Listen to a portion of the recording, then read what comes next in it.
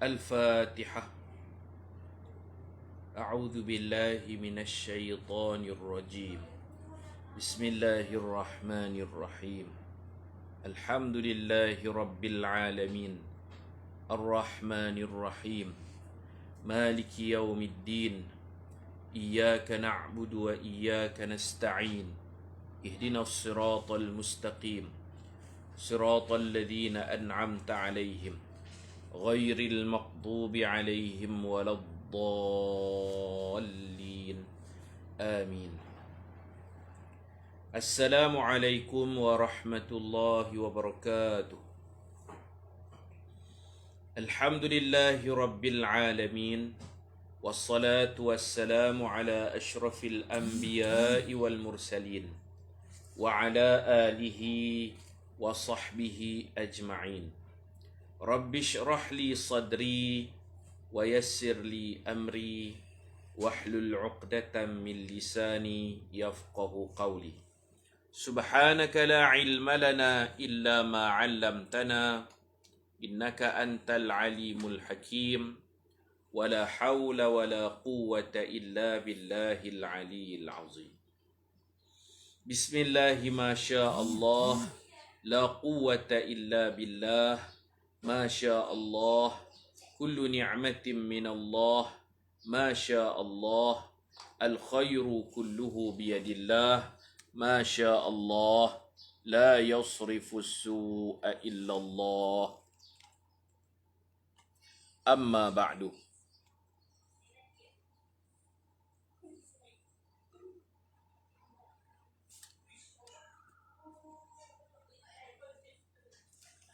Alhamdulillah, pada petang ini dapat kita sambung seperti biasa kuliah harian kita menggunakan kitab 40 hadis Nabi Muhammad bercerita. Muka surat 80.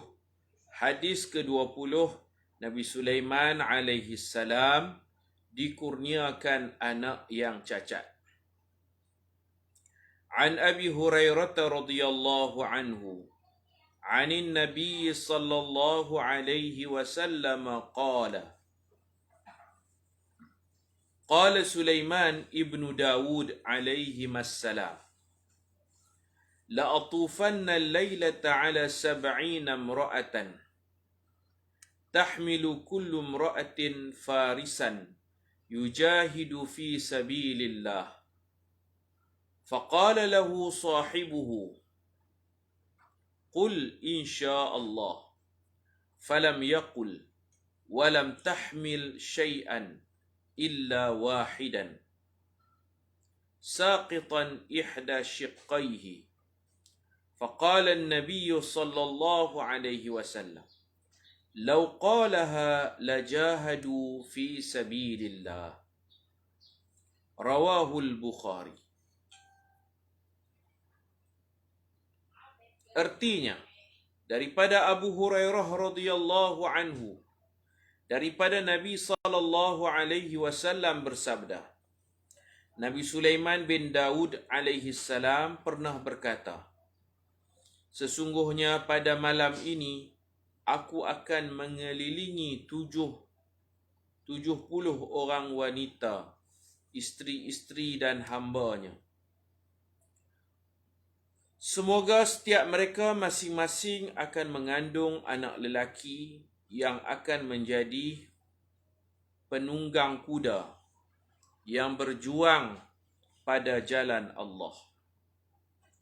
Lalu malaikat berpesan, katakanlah insya-Allah. Tetapi Nabi Sulaiman terlupa menyebut insya-Allah.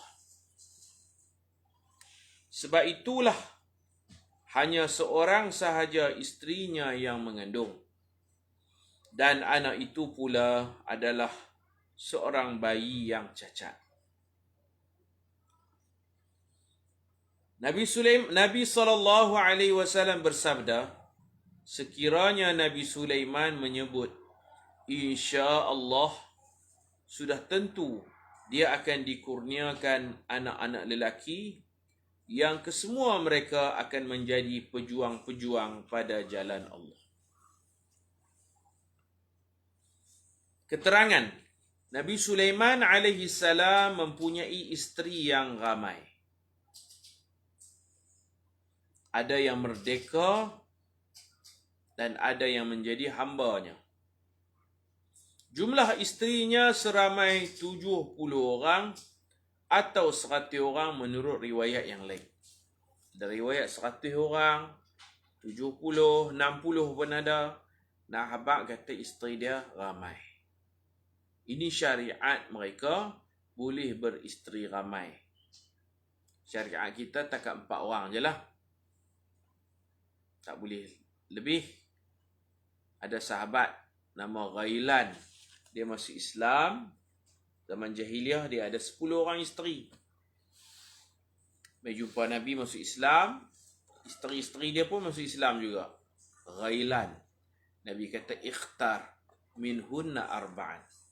Kau pilih dalam 10 tu, pilih 4. Maknanya 6 orang lagi diceraikan, difasahkan. Takat 4 je. Nabi Muhammad, 11 orang isteri Nabi Muhammad. Jadi, Nabi Sulaiman ni isteri ramai. Syariat dia boleh kahwin ramai. Dia kaya. Beliau berkahwin bukan untuk tujuan syahwat, tetapi untuk mendapat zuriat yang saleh. Oleh kerana beliau seorang pejuang, beliau ingin mengelilingi semua isterinya pada satu malam. Ini mukjizat lah. Satu malam, dia menggauli semua isteri dia, 100 orang. Ini satu benda yang pelik, mukjizat.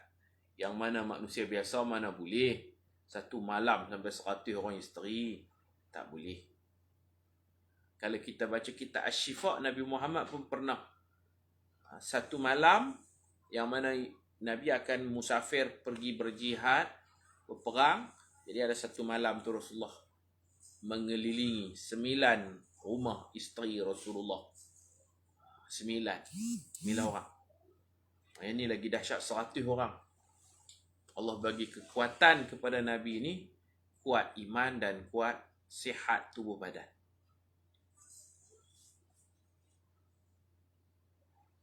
Mudah-mudahan semua isterinya akan hamil anak lelaki yang akan berjuang bersamanya pada jalan Allah. Dia harap-harap macam itulah. Dia kata, mudah-mudahan semua isteriku akan melahirkan anak lelaki. Dia mahu anak lelaki. Faris. Faris maknanya penunggang kuda. Yujahidu fi sabilillah. Dia nak 100 orang anak lelaki. Setiap isteri mengandung seorang. Harap-harap mungkin malam tu malam berkat. Macam malam kalau kita ni macam Lailatul Qadar ke apakah. Jadi dia mengharapkan semua isterinya mengandung. Kalau semua mengandung, dia akan dapat 100 orang anak lelaki. Semuanya faris, penunggang kuda yang cekap. Tangkas menunggang kuda. Dan Nabi Sulaiman ni memang dia ada banyak kuda. Dalam Quran cerita kuda Nabi Sulaiman. Dia kaya. Tak salah dia beli kuda yang banyak. Kuda-kuda perang. Allah Ta'ala cerita surah Sad. Surah Sad ayat 30 hingga ayat 33. Kita tengok. Bunyi suara tak? Kamu tak naik komen? Yes. Buka Facebook. Tuan-tuan boleh dengar suara saya tak?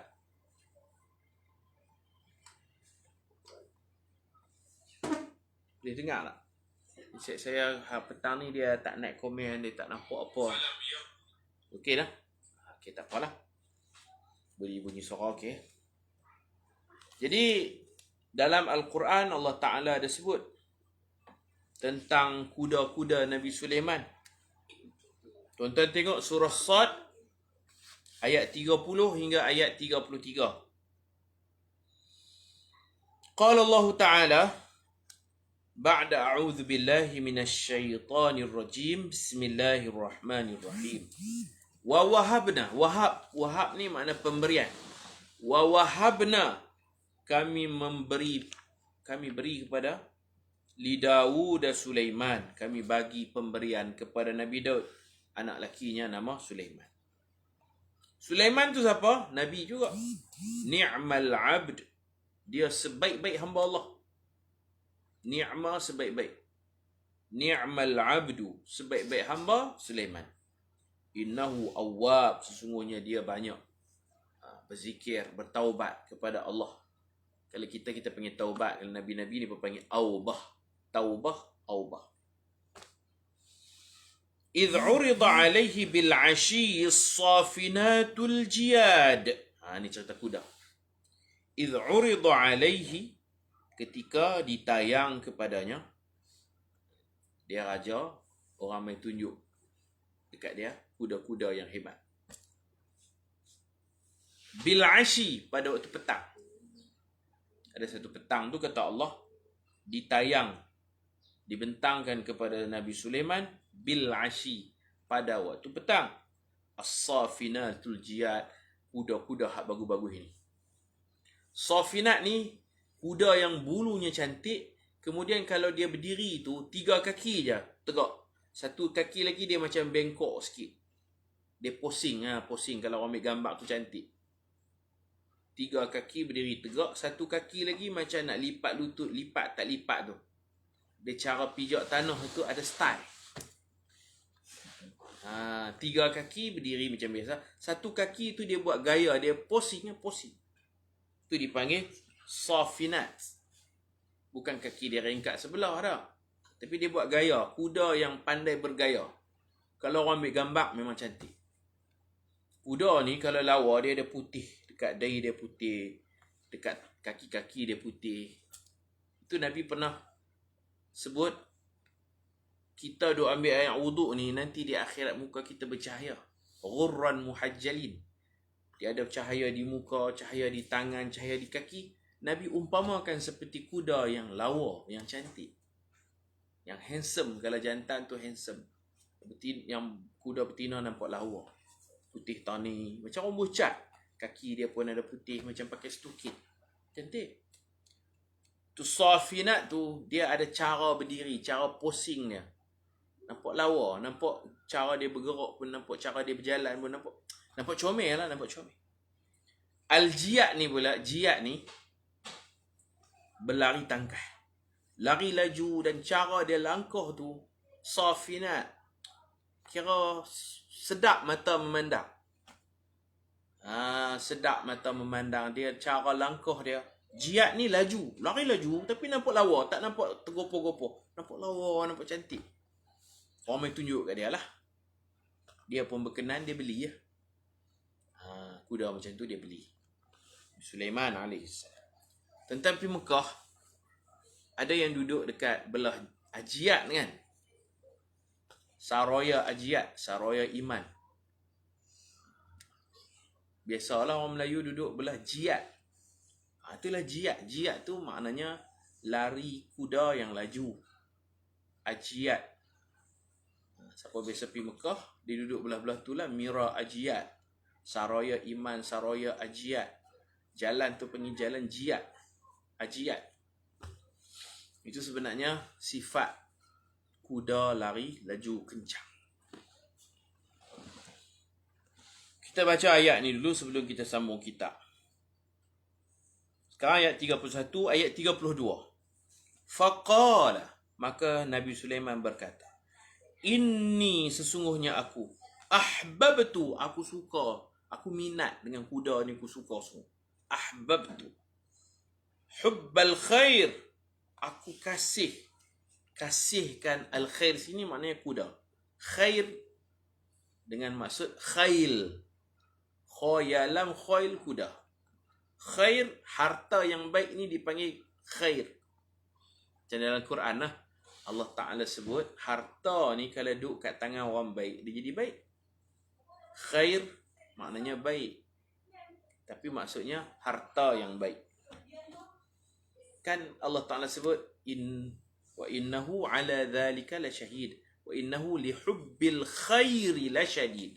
Manusia ini sangat-sangat sukakan al-khair, yakni al-mal, harta. Al-khair bermakna al-mal.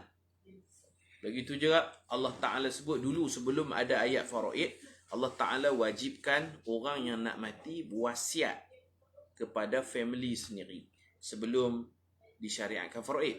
Allah Ta'ala sebut, intaraka khairan kutiba alaikum idza hadara ahadakumul maut. Diwajibkan ke atas kamu apabila hampir nak mati, intaraka khairan, jika seseorang kamu meninggalkan khairan, baik, yakni meninggalkan harta. Jika dia ada tinggal sesuatu yang baik, yakni harta. Jadi khair maknanya harta. Intaraka khairanil wasiyatu lil walidain. Hendaklah dia mewasiatkan khair. Terjemahan biasanya kebaikan, tapi hakikatnya ialah harta. Wasiatkan harta. Wa innahu lihubbil khairi lasyadid. Manusia itu sangat suka kepada al-khair, yakni al-mal, harta. Kalau biasanya orang tanya, kaifa haluka, apa khabar? Kita jawab, alhamdulillah, bil khair. Khair tu mana baik. Dalam ayat, banyak Allah guna harta dengan penggunaan khair. Nak habaq kata, orang baik, harta dia pun jadi baik. Ni'mal malus salih fi yadis salih. Harta yang baik bila berada di tangan orang salih. Harta salih di tangan orang salih, dia guna untuk perkara-perkara yang salih. Jadi Nabi Sulaiman dia suka kuda. Kuda tu harta. Dia sebut, inni ahbabtu hubbal khair. Sesungguhnya aku cintakan al-khair, cintakan harta. Dalam konteks ayat ni, cintakan kuda. Minat kuda. An zikri rabbi. Di sini ada yang mentafsir salah. An zikri rabbi, ada tafsiran yang salah. Mereka menterjemah an tu sehingga meninggalkan zikri rabbi, ingat Tuhan. Seolah-olah Nabi Sulaiman ni kata, aku ni minat berkuda, suka beli kuda sampai lupa Tuhan. An zikri rabbi, sehingga melupakan ingat Tuhan, lupa nak ingat Tuhan. Bukan macam tu. An di sini maknanya sebab. Aku suka kuda. Kuda tu al-khair, benda baik, harta yang baik. Pasal apa aku suka kuda? Sebab ia membantuku mengingati Tuhan.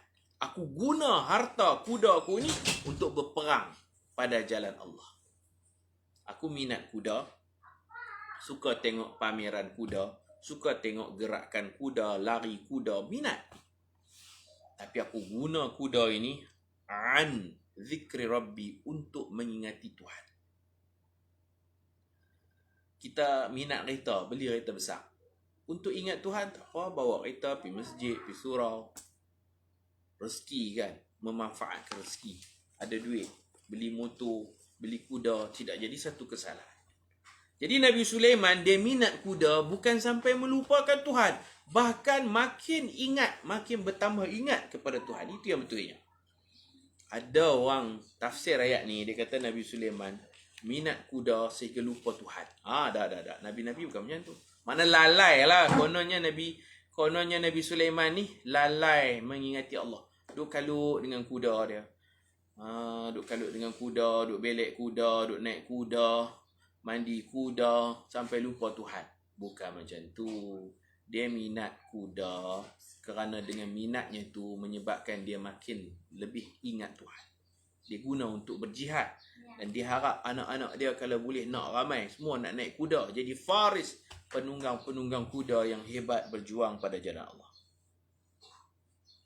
Jadi petang tu, orang tunjuk dekat dia kuda-kuda yang bagus-bagus ni, yang comel, yang cantik. Dia duduk tengok lah. Dia tengok kuda tu berjalan, lari, hatta tawarat, sehingga kuda ni hilang daripada pandangan mata Nabi Sulaiman. Bil hijab, kuda ni lari ke belakang bukit. Kan lari, padang, lari. Nabi Sulaiman duduk perhati tengok. Kuda-kuda hak cantik dia perhati. Orang minat macam tu lah. Tengok kuda tu sehingga hilang pada pandangan mata. Kuda tu lari pergi sampai belakang bukit, tak nampak lah. Sampai tak nampak. Kemudian apa kata Nabi Sulaiman? Rudduha alayya. Kembalikan kuda tu. Tolong habaq dekat penunggang kuda tu. Buat satu pusingan, patah balik. Aku tak puas lagi nak tengok lagi kuda. Rudduha alayya. Kembalikan kuda-kuda tu kepada aku. Kira buat satu round lah, pusing balik. Tak puas Lari, dia duduk perhati tengok. Hilang. Dia kata pergi panggil. Bawa ni pemain balik kuda tu. Orang pun bawa lah kuda tu. Main duduk lintas, duduk layok depan dia lah. Dia minat sungguh. Tu menunjukkan kata dia minat. Tapi bukan sampai minat ni sampai lupa Tuhan. Tak salah minat. Ada orang minat memancing. Takkan mancing sampai tak semayang. Minat. Ada orang minat belah kucing. Kucing comel-comel. Tak salah. Kasihkan binatang jamu makan. Ingat Tuhan, time semayang, kita semayang. Minat memancing. Boleh pergi memancing. Minat memburu. Boleh tak. Jangan sampai tinggal semayang. Jangan sampai tak ingat Allah. Jangan sampai lupa keluarga. Dia tak lupa tanggungjawab dengan keluarga dia. Tanggungjawab dengan rakyat dia sebagai raja. Bukan sampai dia lalai. Saya cakap ni pasal ada tafsiran yang tak betul. Mengatakan Nabi Sulaiman ni dia terlampau lebih sangat suka kuda sampai lupa Allah. Apa buktinya? Ayat ni. Itu yang kita baca Quran kena a'udzubillahi minasyaitonirrajim. Berlindung daripada syaitan. Quran yang sama. Faham tu salah. Sehingga mengutuk Nabi. Kata Nabi ni kemudian nak bagi nampak bagus, Nabi Sulaiman bertaubat. Taubat Nabi Sulaiman apa? Dia tak mau dah minat kuda ni, tak mau dah.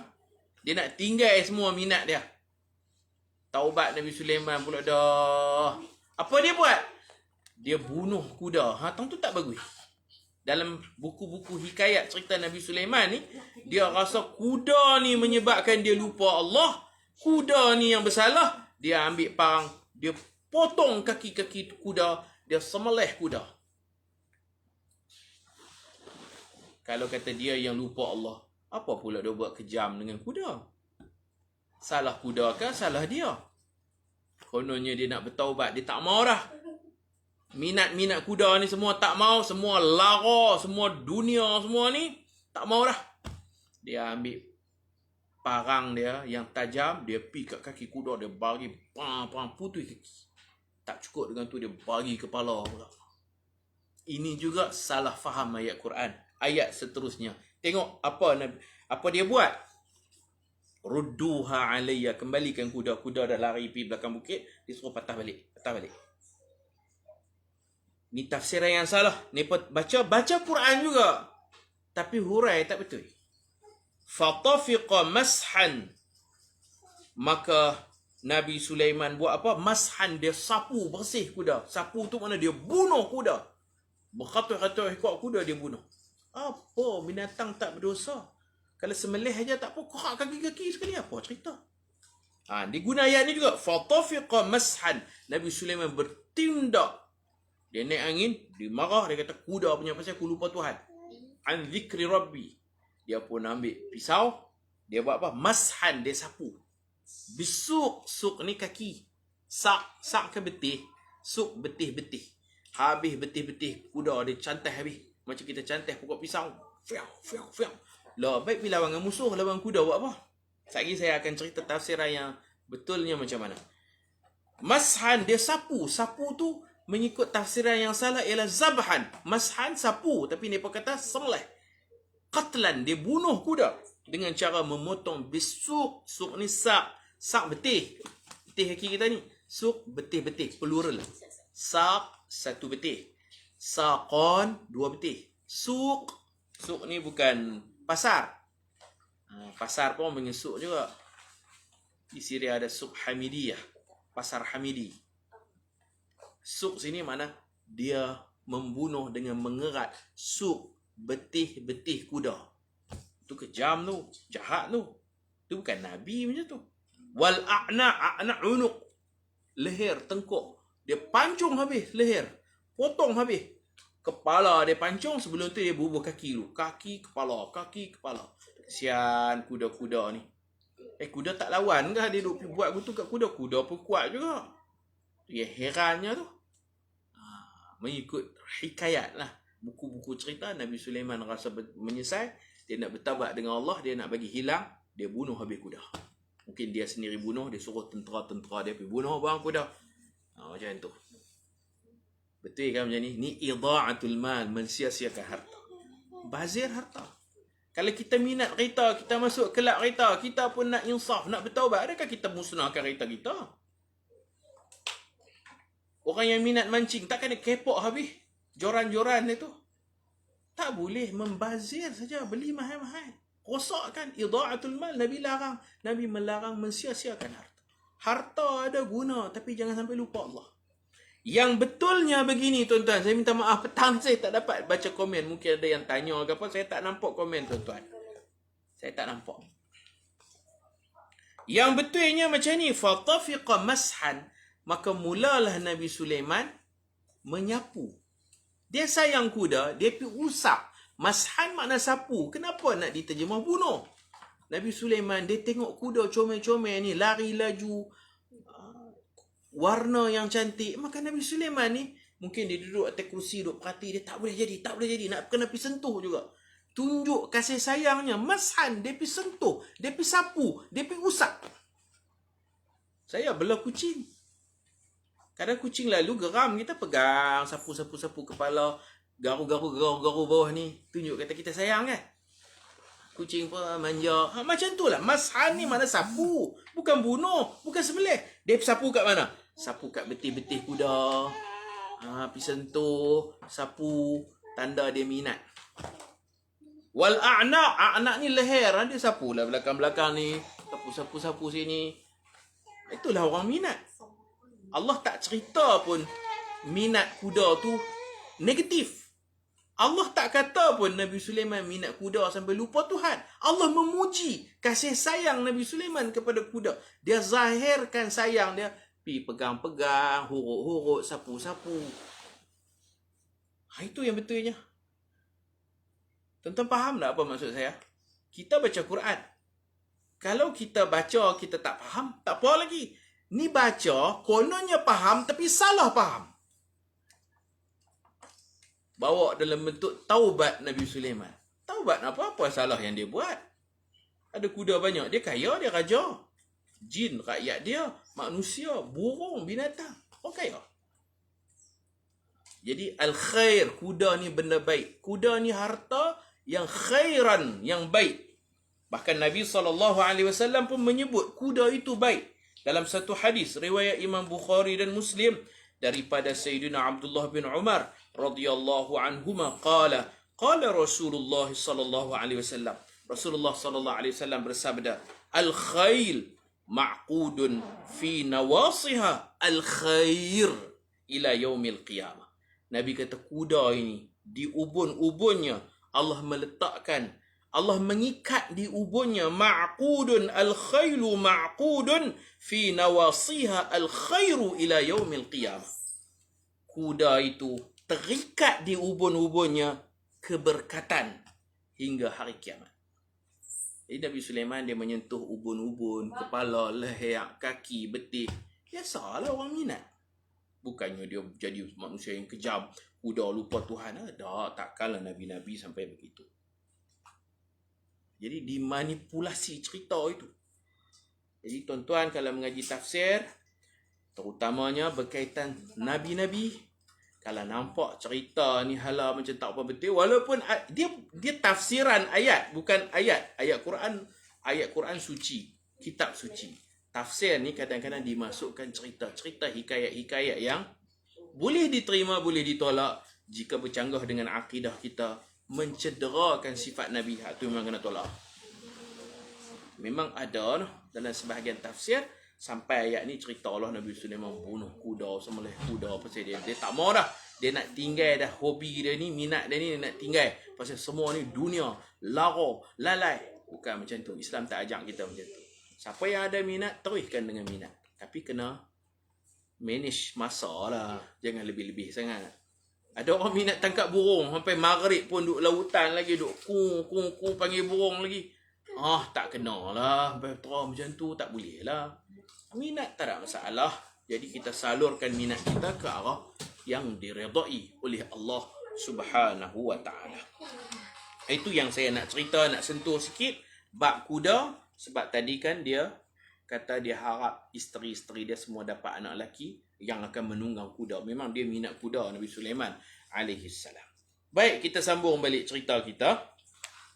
Mudah-mudahan semua isterinya akan hamil anak-anak lelaki yang akan berjuang bersamanya pada jalan Allah Subhanahu wa ta'ala.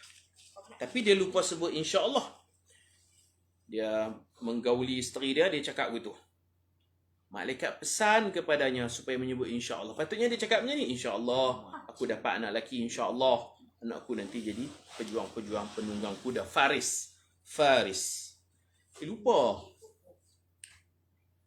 Jadi apa jadi? Hanya seorang sahaja isterinya yang hamil, seorang je yang dapat anak lelaki. Tu pun cacat. Dia tak ada zuriat. Tak ada pewaris. Nabi Sulaiman ni tak ada pewaris. Hanya seorang sahaja isterinya yang hamil. Yang 99 orang lagi tak hamil. Tak berhasil. Dan melahirkan seorang bayi lelaki yang cacat. Kemudian meninggal dunia. Lepas tu meninggal dunia pula. Ini pun disebut dalam Quran. Nabi Sulaiman ni Allah Ta'ala apa? Wa alqaina ala kursiyhi jasadan thumma ana. Jasadan, kami meletakkan di atas kursi Nabi Sulaiman satu jasad. Anak dia ni hidup berapa hari je, kemudian meninggal dunia kerana cacat. Dia lumpuh sebelah badan. Lahir tak banyak hari, kemudian meninggal dunia. Makna tak boleh nak sambung lah. Tak boleh nak sambung zuriat jadi raja seperti mana Nabi Daud dan Nabi Sulaiman. Itu takdir Allah. Terlupa menyebut insya-Allah bukanlah suatu kecacatan kepada Nabi Sulaiman. Macam mana lupa, terlupa. Rasulullah SAW juga pernah terlupa menyebut insya-Allah ketika disoal tentang Zulkarnain, Ashabul Kahfi dan hakikat ruh. Jadi Nabi Muhammad pun biasa lupa. Orang tanya tentang Ashabul Kahfi, Zulkarnain dan hakikat roh. Nabi kata apa? Inni fa'ilun dhalika ghadan. Saya akan jawab esok hari. Esok tak boleh jawab. Tak boleh jawab esok. Akhirnya orang kata Muhammad penipu. Janji nak jawab, dah berapa hari dah. Ghadan. Tomorrow. Tak jawab. Kemudian baru Allah bagi jawapan dan Allah tegur Nabi. Wala taqulanna li syai'in inni fa'ilun dhalika ghadan. Jangan janji nak jawab esok. Illa an yasha Allah. Melainkan kena hubung dengan insya-Allah, dengan izin Allah. In tu jika, sya'a kehendak Allah. Jika Allah kehendaki. Kena kata tu insya-Allah. Apa-apa janji pun kena kata tu insya-Allah. Jika Allah kehendaki, insya-Allah. Tapi insya-Allah ni makna kita confirm. Bukan makna insya-Allah tak confirm. Kalau kita booking, orang tanya confirm ke ni? InsyaAllah. InsyaAllah tu makna kita dah 99%. Kalau orang panggil kita ceramah, Ustaz, boleh ke? InsyaAllah, saya lapang tarikh tersebut insyaAllah. Peringatkan saya, insyaAllah. InsyaAllah ni mana 99% kita confirm. Tapi orang Melayu dia salah guna bila sebut insyaAllah ni tak confirm lagi. Nak panggil Ustaz ceramah ni, saya sibuk ni. Kami bagi tarikh ni tak. InsyaAllah, tengoklah kalau lapang insyaAllah. Orang Melayu ni insyaAllah tak confirm. Sebenarnya insyaAllah ni confirm lah. Cuma kita tak berapa nak yakin lah, takut ada apa-apa aral yang berlaku. Kita tak, bila sebut insyaAllah mana janji kita tu memang dah kemah dah. Memang dah kemah dah. Pernah berlaku seorang ustaz ni dia tulis dalam majalah. Dia booking hotel. Telefon, booking bilik apa semua. Tak bayar lagi. Memang hotel tu tak bayar pun tak apa. Kita pergi baru bayar. Itu ni pertanyaan dia. Ni confirm lah. Sungguh-sungguh punya nak masuk esok ni. Dia kata insyaAllah esok saya pergi ya. Dia maksud insyaAllah tu 99% lah. Yang pihak hotel pula faham kata ni apa ni duk insyaAllah. Kan boleh percaya. Dia pergi hotel tu. Apa yang booking ni pun kata minta maaf Ustaz kata insyaAllah jadi kami duk ingat. Tak ni lah kan. Itu tengok orang Melayu kita faham macam tu. Pasal banyak orang duk salah guna bila kata insyaAllah tu tak confirm. Naik insyaAllah tu confirm tak? Jangan kita salah pak. Kalau kita tak confirm, kita kata tak pasti kan, tak pasti. Kalau insya-Allah tu mana betul-betul punya janji. Cuma kita nak keberkatan, mudah-mudahan Allah meredai janji kita itu, kita hubung dengan insya-Allah. Dan kalau jadi apa-apa pun kita tak dikira menipu. sebab kita ada berlapik dengan insya-Allah, jika Allah kehendaki. Bila ada aral, ada sakit dan sebagainya, kita tidak dikira menipu dalam berjanji. Wallahu subhanahu wa ta'ala a'lam. Kita berhenti dekat ni dulu. Besok kita sambung hadis ke-21 insya-Allah. Tu insya-Allah. Insya-Allah tu mana? Esok lah. Benarkah Maryam kakak Nabi Harun alaihi salam? Tajuk esok. Subhanakallahumma wa bihamdika asyhadu an la ilaha illa anta astaghfiruka wa atubu. Bismillahirrahmanirrahim. Wal 'asr. Innal insana lafi khusr illa alladhina amanu wa 'amilus salihat wa tawasaw bil haqq wa tawasaw bis sabr. Assalamualaikum warahmatullahi wabarakatuh.